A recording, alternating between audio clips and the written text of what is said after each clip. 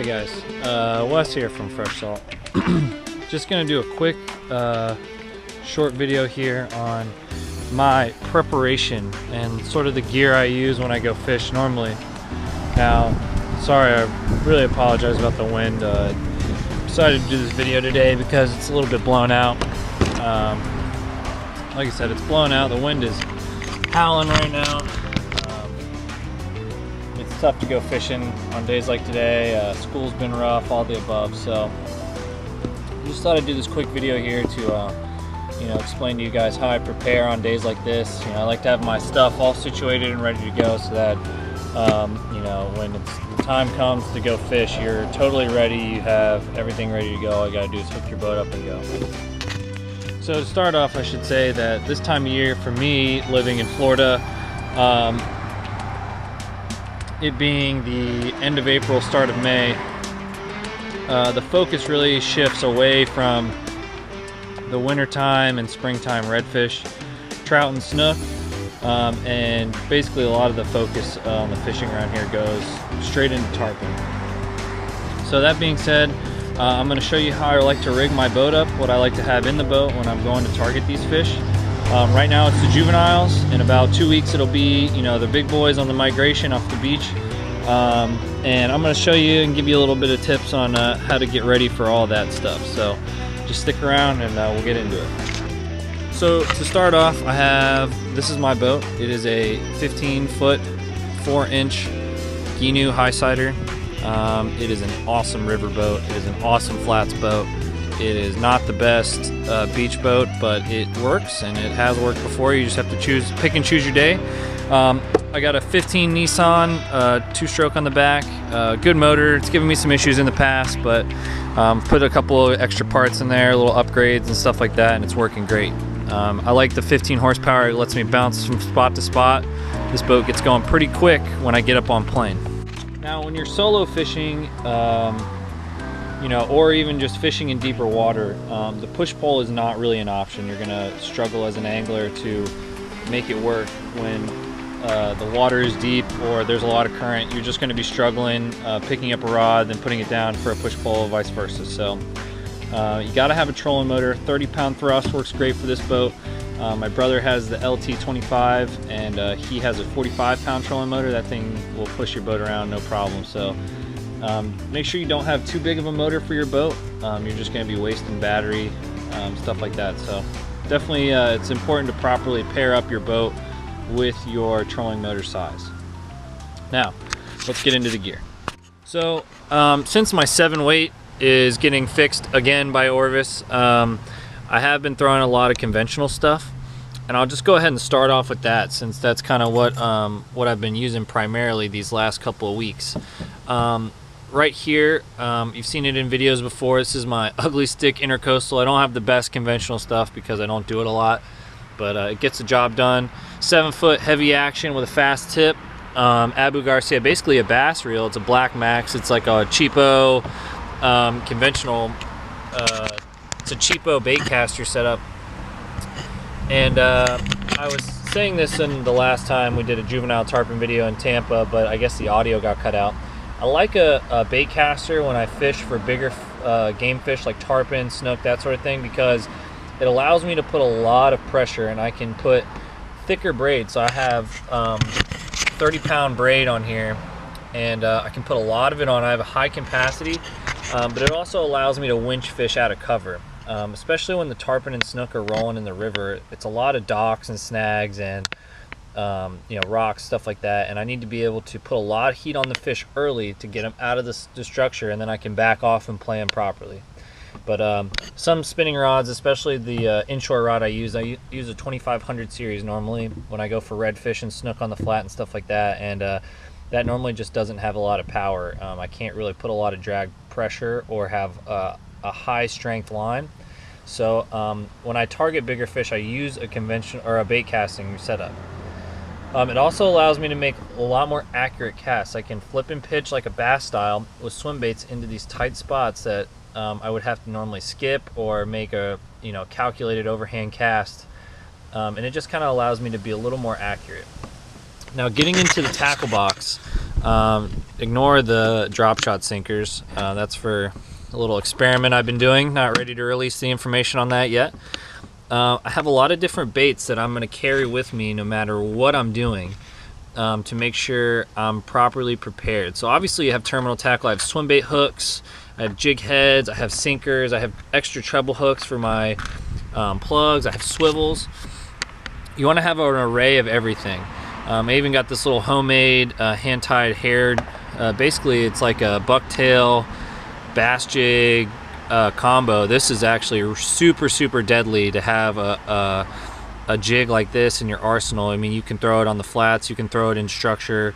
It's lightweight, it makes a very subtle splash, and it has crazy action when you're sitting on the bottom. I mean, everything just moves like crazy. So it's good to have a hair jig. You know, whether you hand make it or not, a bucktail jig, a hair jig, whatever you need. I got top waters. I got the classic white and red, a couple other colors, low light, clear water. Top water can be super effective in the river for juveniles at first light. I have some swim baits, you know, chartreuse. You know, if it ain't chartreuse, it ain't no use. I got these little bass swim baits. These are pretty good. A little stinger tail grub if I see some redfish or something. Some hard plugs like Miradines and stuff like that. That's going to be a good dark day and dirty water. Fish are a little bit reluctant to bite. You can fish these super slow and get a lot of bites. Obviously the live targets, I got this one on. This has been my money winner for the juvies. It's a live target greenback, or the threadfin shad, or whatever they're calling it. I normally would go for the smaller size, but they didn't have it. The big one works. This thing that's like the 3 or 4 incher. I got the mullet too. This is the bigger size of the mullet as well. This has been pretty good. Jerk baits. So jerk baits can be really good in the river because you can dive them down in the deeper water and access the larger fish down there. So I definitely recommend having a couple jerk baits, some small, medium, large, you know, whatever. The fish are going to key in on specific baits. You know, if the bait's a little smaller, like glass minnows, I would go with this Yozuri crystal minnow. If they're feeding on finger mullet, I'm going to go with this, you know, more finger mullet size. I think this is a Rapala. And then, you know, larger mullets to when the big bait starts showing up, I'm going to throw this natural giant jerk bait. That's going to help get you a lot of bites around bridges and deep logs, jams, stuff like that. So it's good to be versatile. You know, obviously I have top water, mid water, deep water, and then, you know, terminal tackle that I can throw anywhere. So that's important. Now I have this float out, and I want to make a point about this because this has been getting me a lot of solid bites, and it's hard to get hook sets and land fish with it, but you can throw this popping cork behind your boat, you know, with one of these live targets or these small swim baits, and just let it drag behind you as you drift. And that's produced a lot of solid bites for me because it stays in the strike zone a lot longer. Like I said, it's hard to turn around and set the hook on it, but it's good to know because you can put different baits on there, and you know that if they're biting a lot on the cork, that they don't really want something fast. They want something just kind of chilling in the water column. So it's good to have all that stuff. All right, so listening to the audio from the last half of the segment outside, I realized it was pretty bad, so I'm just going to go ahead and redo it. The fly fishing game for me is something I'm a little more accustomed to. The conventional stuff kind of came secondarily. I did start off, you know, my fishing career as a young kid, you know, using spinning gear and that sort of thing, you know, for largemouth bass and some trout here and there, stuff like that. But once I moved to Florida, I pretty much just exclusively went fly fishing, unless I, you know, broke a rod or, you know, whatever. But so I, you know, take what I say about the conventional stuff with a grain of salt. But this is sort of more of my forte is the fly fishing game. My 7-weight is currently being fixed by Orvis for the 3rd time in the last month. That thing, for some reason, has, ever since it got back from there, the first time, it's just been insanely brittle. I've broken it on ways that, like, you shouldn't have broken an H2. If anyone is familiar with the H2, it's a pretty expensive rod, and it's supposed to be their top of the line deal, so I'm not sure why I keep breaking it, but hopefully when I get it back, it'll be a different story. But anyway, right now I have 2 rods in my arsenal. I have this Winston Passport 5-weight, and I have my Hydros 7, what is it, Hydros 4 large arbor. It's my 7-weight reel paired with it, and it's an okay rod for flats fishing. Obviously, this rod was made for brooks, browns, rainbows, trout, bass, smaller fish. So it's one hell of a fight when you hook even small fish out here in the saltwater. So it's a fun time. I've been a little nervous to throw it against some of these smaller juvenile tarpon and larger snook. It's a little nerve-wracking. I don't really feel like breaking this rod. You know, I don't like breaking rods, so I've tried not to throw it. But I think in this next trip I go out, I think I'm gonna go out to the day after tomorrow. I'm gonna try and throw it at some juveniles and see if I can't have me, you know, a little rodeo with a juvie on a 5-weight. That'll be a fun time. I know a lot of guys get away with the 5-weight stuff. If you're gonna throw at the juveniles and bigger snook, I would say 6 to 9 weight is probably the range you want to stick in.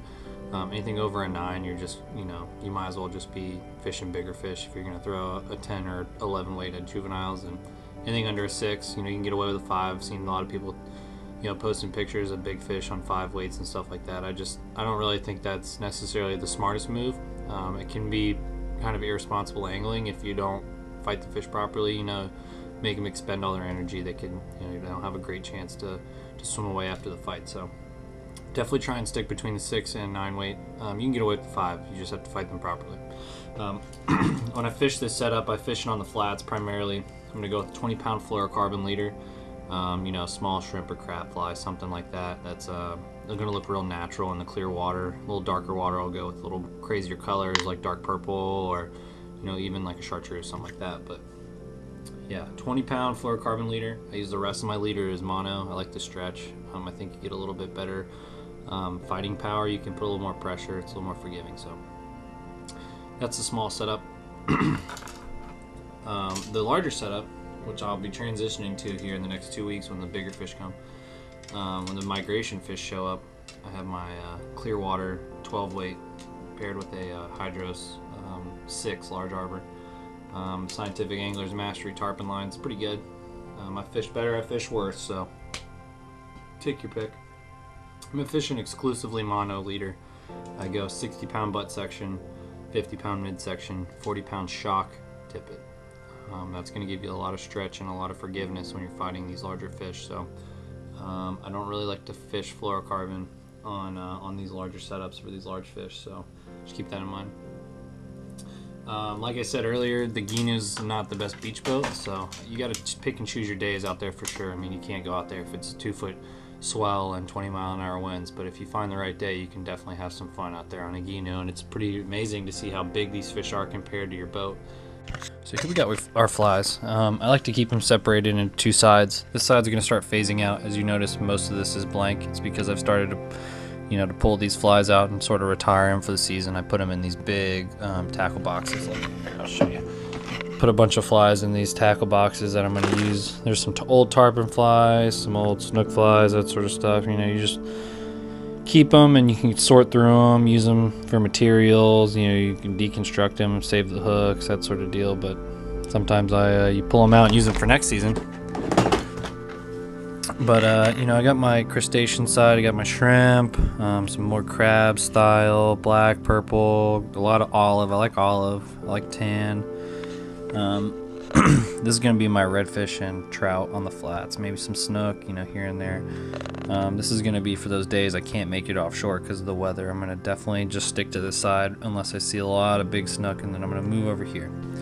That brings me to the side that I'm most excited about right now because it's tarpon season, and that's obviously my tarpon flies. You can get away with about, I'd say, 4 main flavors. And when I say flavors, I really mean colors. You got your purple or your black, your chartreuse, and olive, your tan, and then I don't have them right now because I don't have the materials, but white. White works great, tan works great in clear water. You know, obviously if it ain't chartreuse, it ain't no use. And then the black and purple has become sort of the popular vote these days. I feel like a lot of guys are fishing these flies, so yeah, you can do a lot of damage on them, but You know, I like to have a lot of these tarpon snakes or tarpon bunnies. You know, you got some marabou tails and some foxy brush. I got like the toad style with you know, different synthetics on the back. I got the rabbit. I got Arctic fox. I got craft fur brushes, some EP. You know, a lot of marabou, a lot of zonker strips. You know, black mono eyes. You know, sometimes some of them have got these natural eyes, and you know, SF fibers. Really, I just like to have a variety. You know, if they're not going to eat the black and purple with the marabou tail, maybe they'll eat the chartreuse with the zonker tail. You know, you always got to be ready to switch your fly. Don't be afraid. You know, you could throw 100 casts at 100 fish, and one of them will probably eat it. But you know, you could switch flies, and it could be every cast. So don't be afraid to switch flies. Yeah, that's pretty much it in terms of tackle. I'm covering my bases here. If I fish the juveniles, I got stuff for that. If I fish beaches, I get stuff for that. If I fish the flats, I got stuff for that. Pretty much always carry this stuff in my box. The only thing that changes really is the baits. That way, you know, different seasons, you know, winter you want smaller stuff, summer you can get away with bigger stuff, vice versa. So I mean, you want to be prepared is really the key. So in short, in terms of preparing for your fishing trip, biggest tip I can give you is just be prepared for everything. Be as minimalistic as possible in your boat. You know, you don't need 5 tackle bags and 10 rods and all this stuff, but have enough things to where you can adapt to any situation. And keep an eye out for a juvenile tarpon video. Should be coming here in the next day or so.